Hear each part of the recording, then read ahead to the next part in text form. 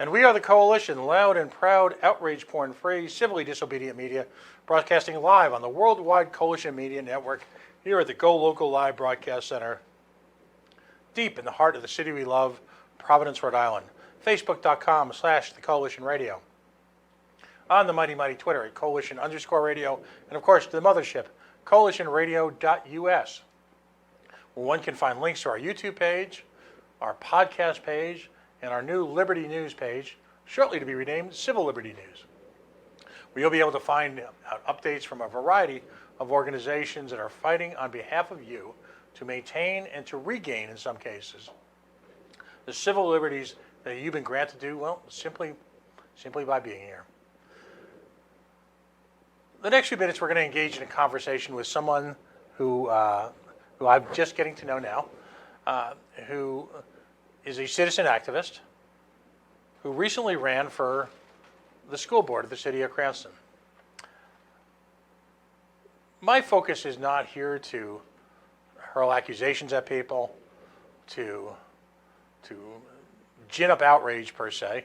We are, as we say, outrage porn free, but to point out how politics works in this state. The city of Cranston over the last few years has had its challenges, both with its police department, which was successfully reconstituted, and recently with the question it's been challenged with diversity. When folks are elected to boards, most people feel that they should represent the community which is ruled by or participates in or is understood to be governed by that board. That's simply a reflection of the community at large. These positions should not be seen as centers of power, as accumulating head counts so that one can control the vast, if you will, the vast tentacle and arms of Rhode Island government. And it's certainly clear at this point that we need new voices, particularly given the crisis that our state's education is in. So it is with great pleasure that I introduce, and I want to get this right, Agnes Germain. Did I get that? Did I get that right? Yes, Agnes Germain. Yes. Okay, I got it right. To the coalition for the very first time.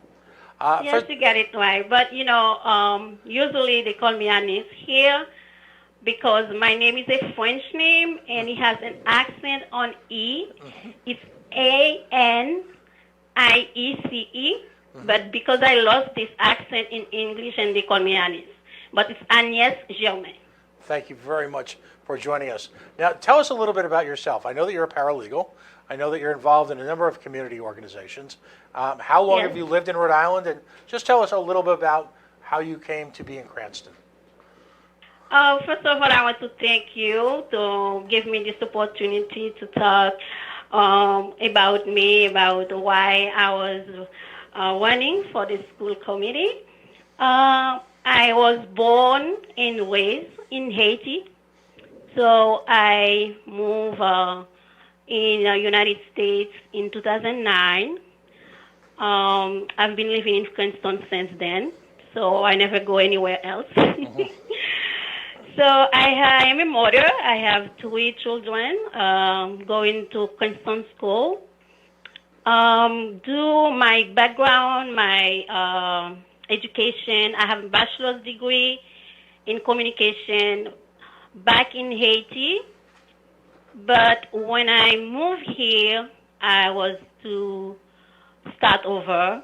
So I went back to school and I got an associate degree in paralegal.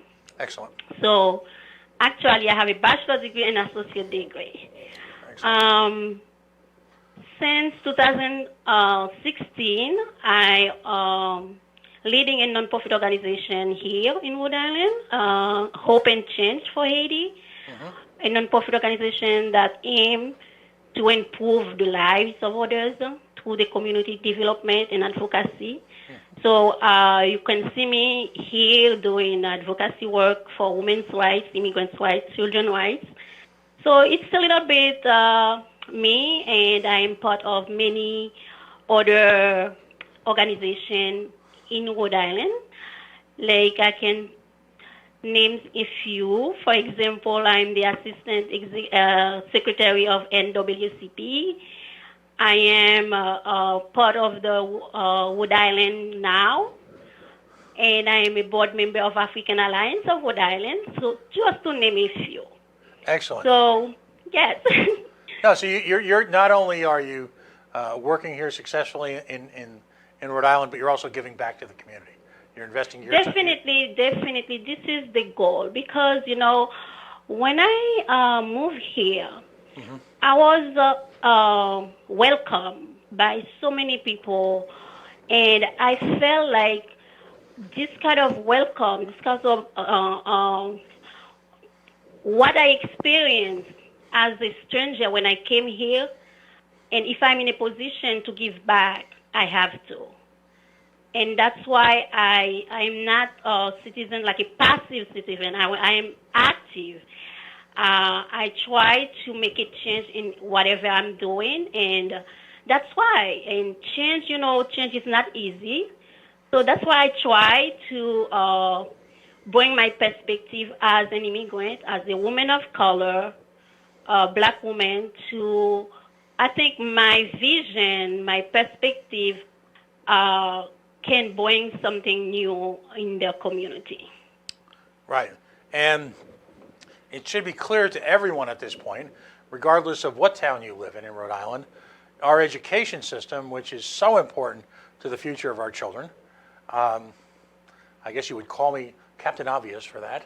But at the same time, it's important, given the near failure state that exists right now, to introduce new voices which reflect different parts of the community. What part of, generally speaking, what part of Cranston do you live in? And tell us a little bit about it. Okay. When I first moved, I didn't know anything. Just a newcomer, you're an outsider. Nothing about politics. So it's not about politics. I didn't know anything about the structure of the school system in Cranston. So I was first in West Cranston. I went for 5 years. I lived in West Cranston, and then when my husband and I, we were to buy our house, and then we buy a house in East Cranston. So, but actually, I have to tell you, we didn't know anything about the difference existing between West and East Cranston. And frankly, I will tell you, if I knew, I would stay in West Cranston. I would, if I knew the differences that was existed between, because this is the one reason that pushed me to run for this school committee. Because when I used to live in West, and then when I come to East, and I see the gap, and my children go to East Cranston, so school, and when I observe how this, the system, the systemic inequalities in our school, and as I experienced for my first son, I experienced a really first year kindergarten that was really impacted our lives. That was really bad, I would say. And then I make a move, and I took my son from the public school and sent it to private school for first grade. And then I said, I shouldn't do that. I should speak up, That was my first move. I was like, I said to my husband, wait, we cannot keep him in the public school with what happened, the bad experience we have with our son. And then after that, I said, no. If you do that, you take your son from public school, you send it to private school because you have the opportunity to do that. And what about all of those parents? What about all of those children who do not have this opportunity to do what you just did? And then that's why I said, okay, I have to be more involved in the community. I have to be a voice.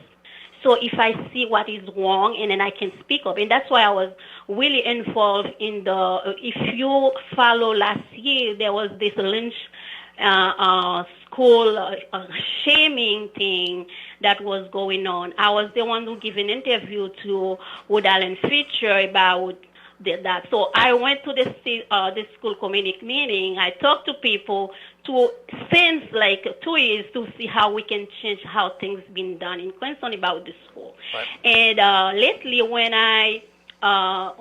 we have a vacant position, and I have some friends who know how I'm really deeply involved in the education issue for Cranston, mostly for my kids, and they say, "Hey, this is a spot for you. I know you are so interested in about this issue. Go." And I have I have two city councilor that invited me, saying, "Why don't you go for it?" And my husband and I said, "And yes." And then to see my kids, because the future of my kids is on jeopardized if the system stay the way it is, and a lot of other kids, their future are in jeopardy. So I think that's why I was running for the school committee. No, and one of the purposes of this show, regardless of what your political affiliation is to congratulate people who take that extra step.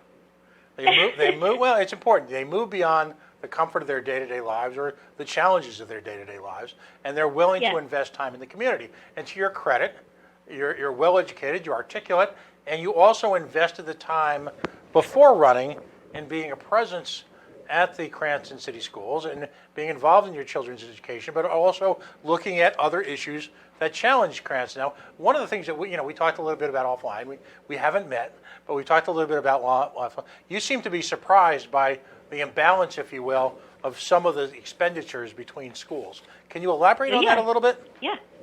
That's one of the things. I had the budget last year when they vote for the budget, the school budget, and I went to it and I looked at it. I went to the city council to ask questions about why some school even have, because I'm not an expert in budgeting, and the budget are related deeply with the vision. So if you have a vision for where you have a school, every child have the same opportunity to succeed, so your budget will reflect that. You know what I mean? Right. So that's why I think there is some change that need to be done at the top.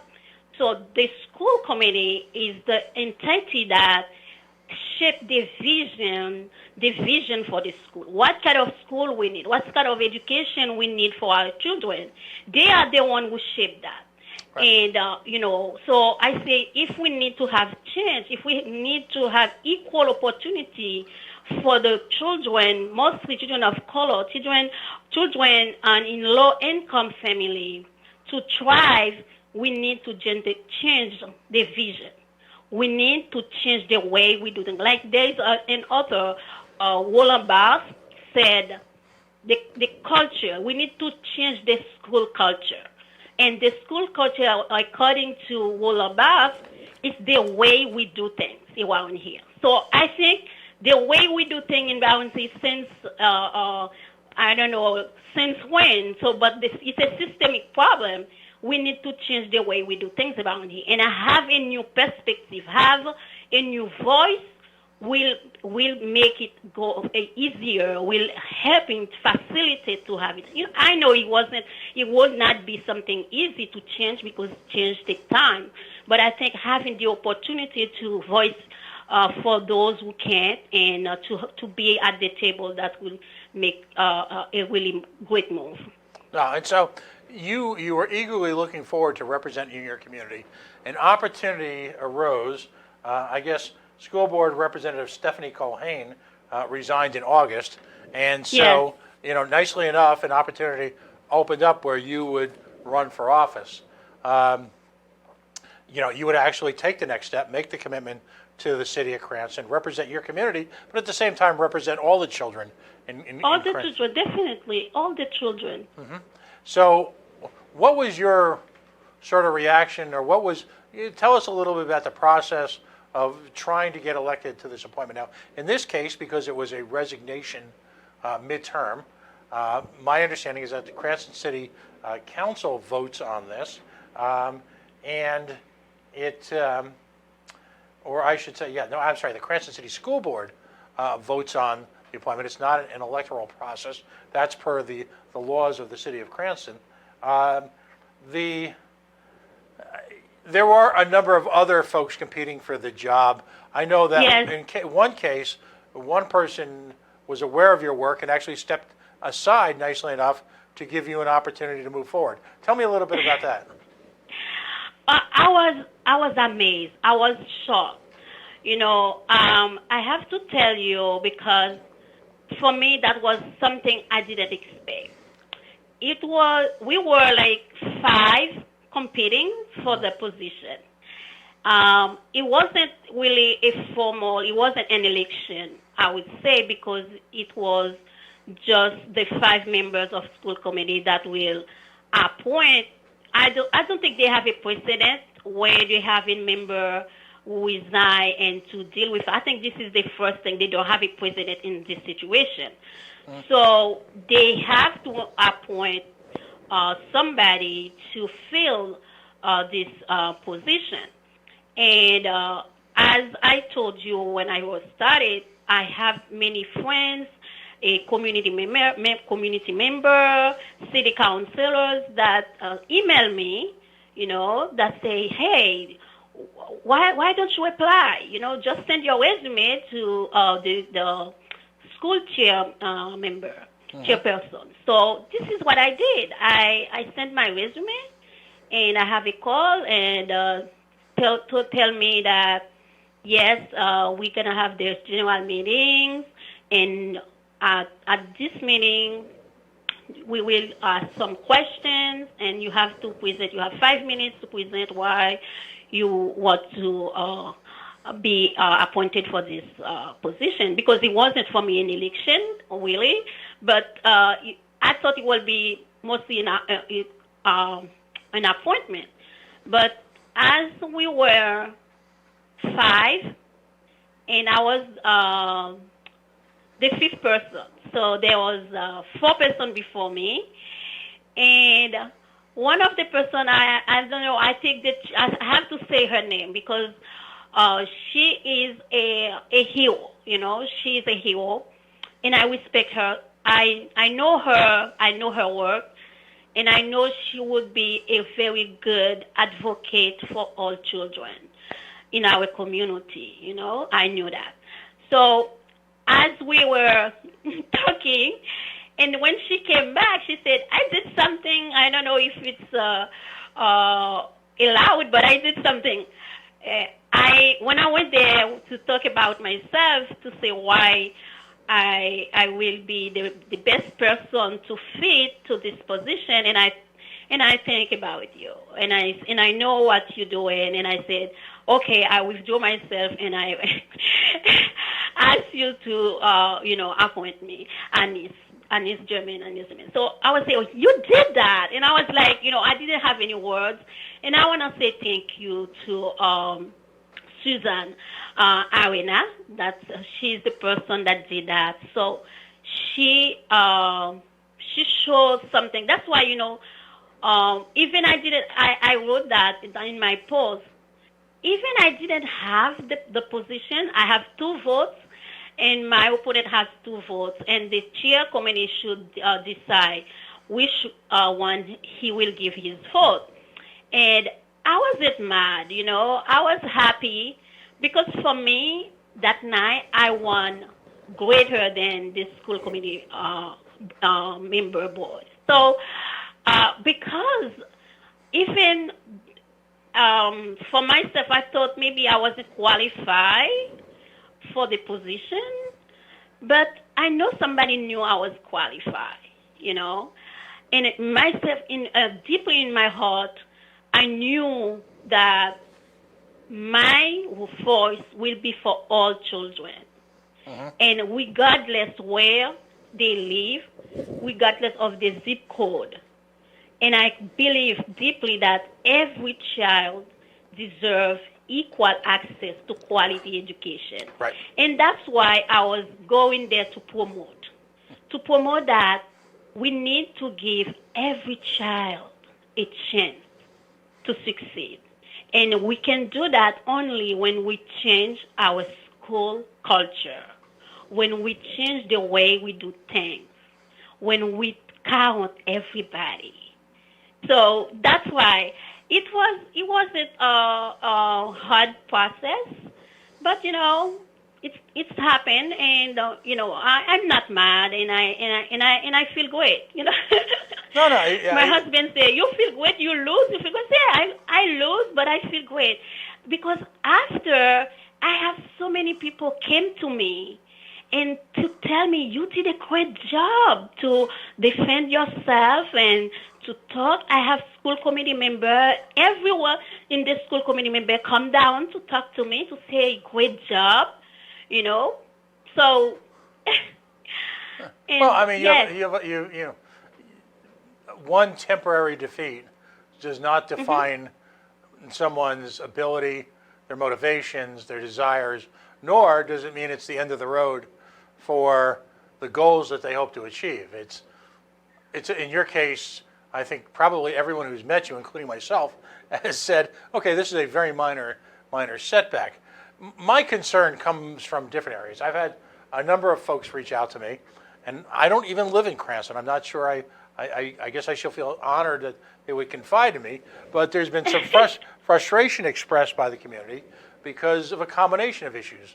Number one, yes, first and foremost, they were very impressed with you and your commitment to the process and to the children. I mean, again, you're someone who I don't believe one temporary vote is going to dissuade or deter from working on behalf of the children. I don't believe that for a minute. But they were also frustrated by what some people said to me was clearly the structured nature of the election. And let me elaborate. Now, ultimately, there are 7 members of the school board. One person obviously had resigned, leaving 6. Shockingly, one of the folks attending, I'm not going to name names here, but one of the folks who was a regularly attendee as a school board somehow mysteriously was absent that night, leaving 5. Then, of course, the way the vote was structured was that the first nominee was allowed to be voted for separately. There wasn't a secret vote per se, and that person voted 3, and then I believe there was either 1 or 2 abstentions over the 2 top nominees, which were you and the ultimate winner. Let me make sure I get her name correct. Kristen Heroyan. And she was sworn in on the spot and is now a member of the school board. I'm not here to impugn Ms. Heroyan. I'm here to impugn the process. First of all, it's clear that Cranston suffers from issues revolving around community involvement and diversity. I happen to be a libertarian. I believe in a meritocracy. I've long since stopped thinking that that's possible in Rhode Island. And what's appalling in a moment like this is someone with your great humor, your great spirit, and now you have to talk to someone like me who's a curmudgeon and constantly in a state of annoyment because of the way Rhode Island government is run. More frustrating is, of course, when you find out that Ms. Heroyan is actually a full-time employee of the state of Rhode Island. That's certainly nothing illegal. She's a full-time employee of Capital TV. That's certainly nothing illegal. But she happens to be part of the power structure, if you will, and reports directly to, or indirectly to, I should say, someone who is the Speaker of the House of Rhode Island, and to the entire Cranston power structure, which now seems to transcend political parties, but is merely, a hand-picked group of people. I know a lot about what goes on in Cranston for some reason, and a hand-picked group of people which defies the intent of the creation of boards like this, which is to foster community involvement from if you will, districts reflecting different parts of Cranston. And it is readily apparent to me, in looking at the situation and discussing with people, that is not the case, and the process, I don't think, was transparent or fair. And that's disturbing to me. I just learned that from you. I didn't know that, but I just think probably the chair thought that she is more qualified than me. I don't know on what criteria he voted for her, But I think she's a passionate person as well for the issue. I think she will do a good job on that. None. I don't want to go to like the waste issue things, but I think one, what is evident for everybody in Cranston, they are not ready yet for diversity. So I don't have anything against Mrs. Arian, and I appreciate her. I appreciate her courage to run because she's passionate as well as me for better future for our children, and I believe that.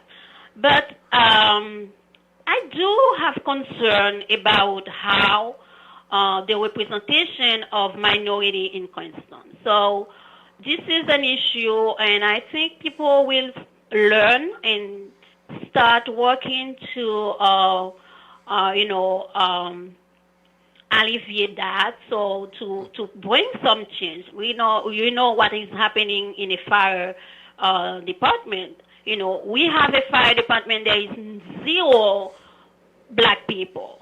You know, and I don't think you can really people can put themselves in somebody's shoe to really understand what is what the issue women of color, what the issue children of color has to face in this system. And I think it's been the status quo.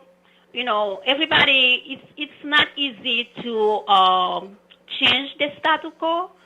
So I think, unfortunately, our city is not ready yet for diversity.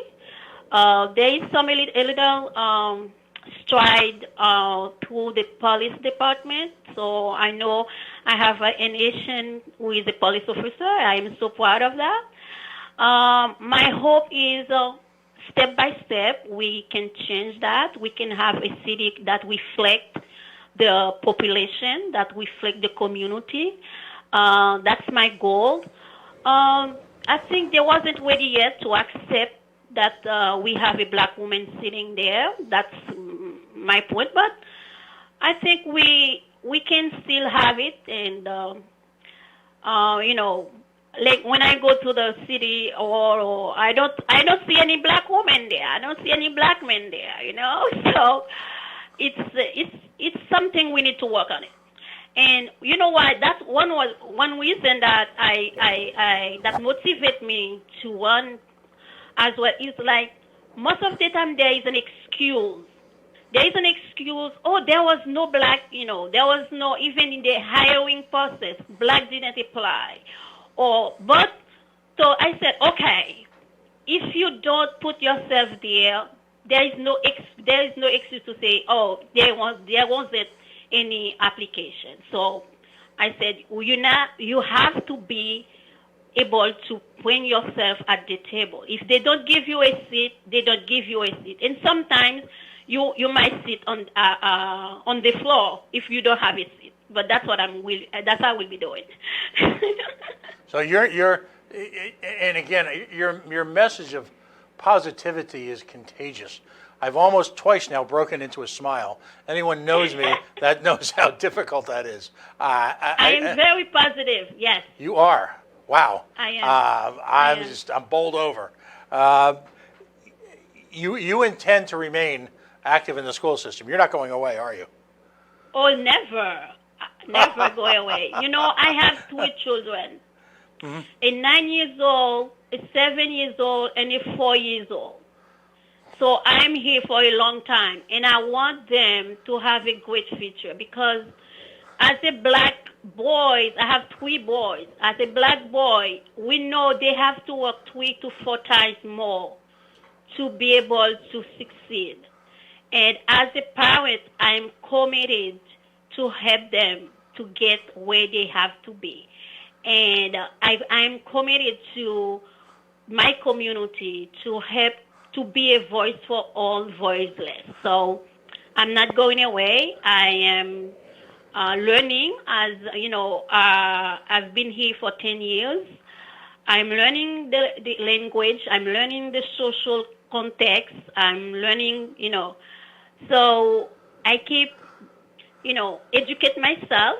That's one of the goal I have, and continue the work I've been doing as an advocate for women's rights, for immigrants' rights, and children's rights. Outstanding. Wow. I just, please don't change a thing. Just allow the curmudgeons of society to address these type of injustices. You, as the saying seems to be these days, you keep being you.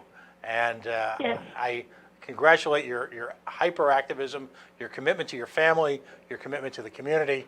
Um, you know, for a lot of people feel in a lot of communities, the spirit of volunteerism and activism is on life support.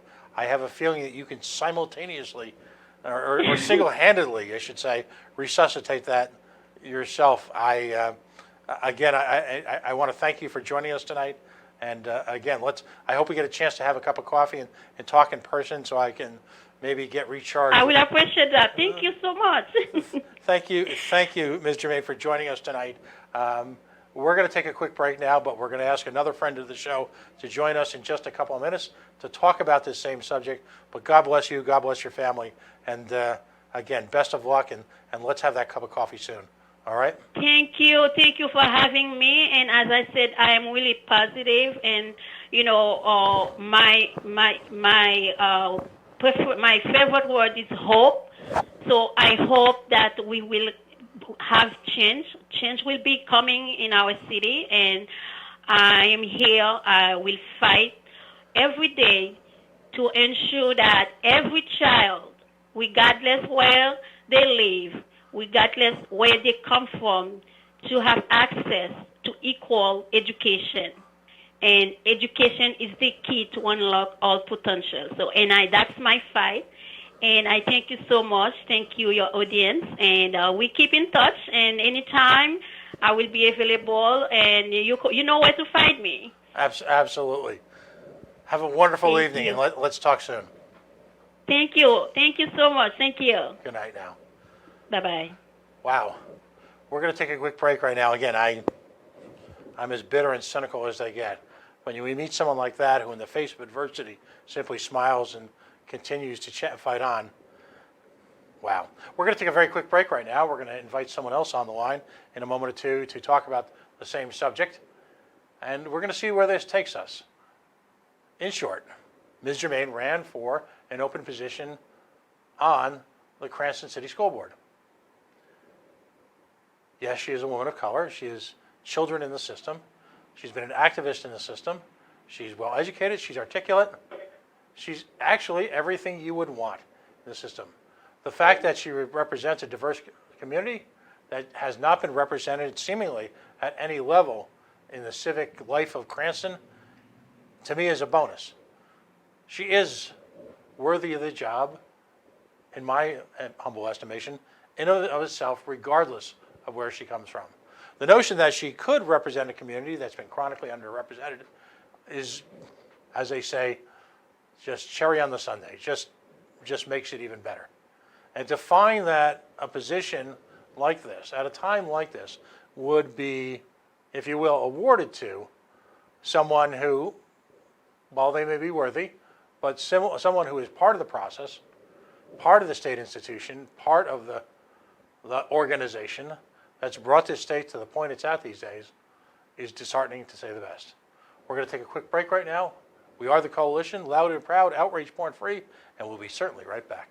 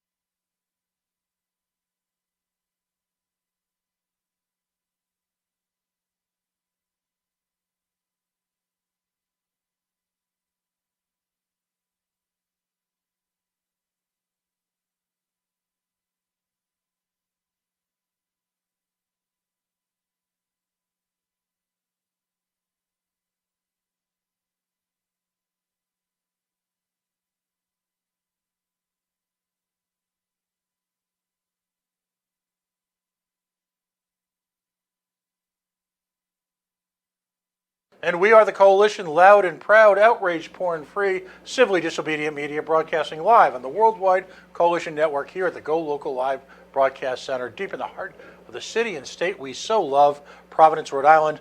Facebook.com/The Coalition Radio, on the mighty Twitter at Coalition_radio, and of course the mothership, coalitionradio.us, where links to our live stream, our podcast, our Facebook page, our everything pretty much exists. It's the hub, the center of our little universe. Joining me on the line right now is someone, sadly, I haven't had on since what we call lovingly Coalition 1.0 when we were on WPRO AM radio. Of course, he is Jim Vincent. He is head of the Rhode Island chapter of the NAACP. Jim, thanks for coming on. It's been way too long since we've spoken, but it's great to have you on a night like tonight. That's right, Pat. It's been way too long, and it's been a couple of years, I think. But yeah. I'm glad that I'm on tonight, certainly. So thank you for the opportunity. Yeah, you know, it was brought to my attention. I am not a resident of Cranston, but it was brought to my opportunity. I'm sorry, to my by a couple of people, the story of one Agnès Germain, who. Yep. After talking with her, I'm just going to sum up my point, and I'm going to let you get right into it. I know we just took Jim out of, he's at an event right now, but I felt this strongly about it. I don't know that I've met many people in the 20 or so years that I've been involved in Rhode Island politics who is more well qualified for the position she just ran for, is more of a positive force, despite losing, is almost doubly determined to double down on her involvement in the community. And she, at the same time, representing a community that in a city where school boards and city councils exist to represent different portions of the community, I can't think of anyone who is more well qualified and more, at the moment, the best person for the job. I'm not here to challenge or knock the other woman who ultimately won, but if you can, you know her, Ms. Germain, from her involvement in the NAACP. Give me what your background on this, and then let's talk about the fact that the woman who did win is part of what I call the Cranston food chain. But let's be positive to start out with. Well, Pat, it's so unfortunate because there's nobody of color on that Cranston School Committee, and as you know, Cranston is a very diverse city. It's anywhere between 20%. 26% people of color, depending on which U.S. Census survey you look at. And Agnès is, of course, very, very well qualified. It was a big opportunity for the city of Cranston. I've been a homeowner there for 19 years. I know Agnès very well. She volunteers with the NAACP. She volunteers with the African Alliance. She's the vice president of Hope and Change for Haiti. And I just know that she would do an excellent job. And for people to be so short-sighted to not see the not only the talent and the ability, but the fact that she would be representing a whole segment of our community, it was almost like incomprehensible. Right, and it's so well qualified that another local activist, well known to folks in the dyslexic support community, Suzanne Arena, at that night stepped aside, endorsed her, and urged people to support her candidacy. That's how well regarded this woman is, and how much benefit she can bring to the school board. Well, you know, for lack of a, she was so positive that she made me smile. I don't smile, all right? So, no, you do. well, but we're all in agreement, and I had her on, and I didn't want to really get into the political side of this because the point of having her on was to stress her qualifications. The fact that she comes from a community that is diverse, that faces economic challenges, and the fact that she's so involved in that, to me, was just the extra benefit. Yeah, it was a no-brainer. It was a layup, and for the people on that school committee to not see the value, it's just unbelievable. And I'm very disappointed in my city because here we have a chance to do something very positive. You know, the refrain has always been, well, if there's somebody that comes along that's well qualified, whatever, we definitely will consider it.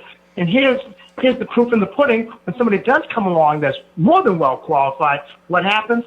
Same old status quo. Cranston again getting a black eye again, along with the Cranston Fire Department, and it's just a bad look. And I live in that city. I've been there for 19 years, so I'm really disappointed in particular. Now, let's look at the process, because it seems like the process, and I'm going to use the term, I'm not going to ask you to. I certainly didn't ask Ms. Germain. I didn't go down this road with Germain, but I'll use the word rigged. All right? Here you have a committee of 6 out of 7, a potential for a tie vote. Magically, one of the committee members My understanding, and I've called a couple of people who has a very high attendance rate, magically doesn't show up that night, leaving at 3-2. The field is wound down to the two qualified candidates, and as if by magic, as if by pixie dust, up from the heavens comes the call to bring in the individual who happens to be a full-time employee and an administrative assistant to the head of Capital TV, the general manager, who happens to be, I'm going to say it, part of the Cranston food chain. Now we've got a group of people in Cranston who defy party affiliation, who are seemingly just intent on controlling the reins of government. Now, listen, I got to say, if they were doing a great job, all right, but I don't think anybody, regardless of political affiliation, can say that the school situation across this state, from the wealthiest towns to the poorest, can in any way resemble even the word adequate. It was just sad. It's just a missed opportunity, and I'm just so disappointed across the board. I'm still going to continue to work with the city. I'm on the Cranston Diversity Commission, but we really got to change the hearts and minds of people that are elected officials in Cranston. They really seem to be maybe 10 years behind the rest of the state even. So we got to really work hard to kind of make them understand that diversity and inclusion is not a bad word. It's a good word. It's going to bring the city into the 21st century, and that it's not painful. It's actually easy. Right. You just put the best people in place. The best people, not the most connected people, but the best people, and you can't go wrong. Right, and here's my frustration, because ultimately the common cry from the suburbs, if you will, and I think you know what I mean by that, the suburbs is well, people in these fill-in-the-blank, Central Falls, East Cranston, Woonsocket, the south side of Providence, they don't invest in the school district. They're not, their parents, they're seemingly putting these parents to a litmus test that doesn't take place at wealthy suburban school systems, which is the involvement of the parents. There's this constant refrain that in the challenged, marginalized neighborhoods around Rhode Island, that parents simply don't care. You and I know that's absolute balderdash, and here is a woman rising up from the community, relatively new to the state, 10 years, already involved, not looking for appointment or election to do the work, doing the work, and then simply really formalizing her role. I mean, what could put a bigger lie than everything surrounding the institutionalized racism that exists in the state than this woman? She is single-handedly proof of concept that folks in this state are not ready to embrace marginalized communities as an with equal standing at the table, despite the fact that these are the people in charge while the system literally burns. I'm outraged. Well, Pat, I can't disagree with you as far as Cranston. I mean, there was an excellent chance to have somebody that was well qualified, who was invested in the city, and when the chance was there, they failed to do it. So, I mean, there's no excuses for that. There was a candidate that was well qualified, that was poised to be on that school committee, to diversify that school committee the way the city is diversified. And when you have that chance and you don't do it, it just makes me wonder where you're really coming from. Right, and I'm looking right now and at the Cranston Herald, which I printed out, the Cranston Online, from the story reporting the election, not a single mention of this woman's hyper-activism in a variety of communities around the state, as well as the school board. Not a single mention of any of the issues that surrounded what should have been a slam-dunk election. It's disgusting. So and I'll say it. So the racism here is so pervasive that folks, I don't know how you couldn't. You have to have worked overtime not to report on this woman's qualifications. Well, I'm just sad by the whole thing. As I said, I'm going to continue to work with the city of Cranston. I'm on the Diversity Commission. It's a setback, but it's not going to, deter me from doing everything I can to make the city of Cranston as great as I know and it can be when they decide to be fair and honest about their people. Well, there you go. Listen, buddy, all I'm asking you is one favor.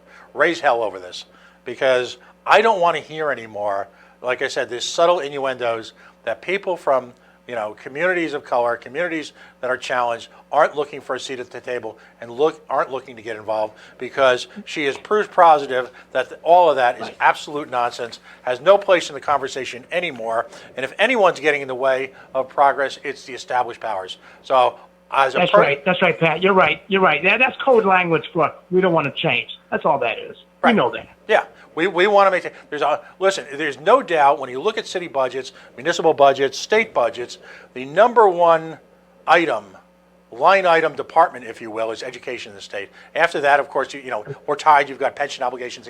But when it comes to the actual business of government in the state, education is the dominant force, the dominant expense. And so as a result, there's a lot of people making a lot of money off of it.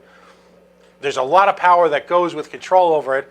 And despite the failure of our state to educate our children properly on every level, there doesn't seem, despite the Johns Hopkins report, despite the fact what's going on everywhere, there seems to be little impetus to change, and there seems to be little concern over the consequences of having been in charge while you have this utter collapse of our schools. And what this speaks well, you said it well, Pat. I mean, somebody's benefiting, but we know one thing: it's not the children.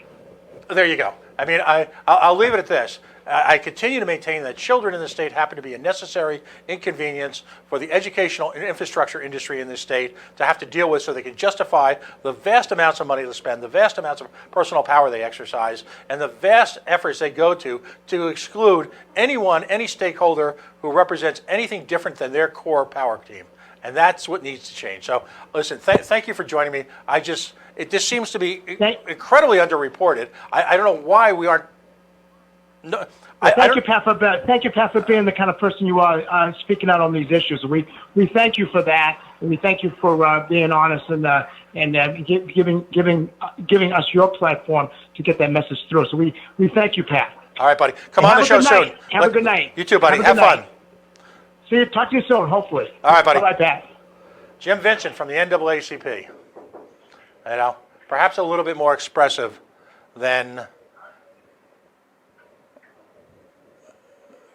about the outrage that so many of us feel at this point. I've always enjoyed my conversation with him. I enjoy the work he does. Let's see if we can get a little bit of change and light the fire under a few people in Cranston. Listen, we're going to take one more quick break right now. We are the Coalition, loud and proud, outrage porn-free, civilly disobedient media. We're going to go into the Libertarian Hour a few minutes late. I wanted Jim's voice added to this, but we will be back. Stay tuned. We're going to get Rob Stratton from the Radical Caucus of the Libertarian Party to join us online.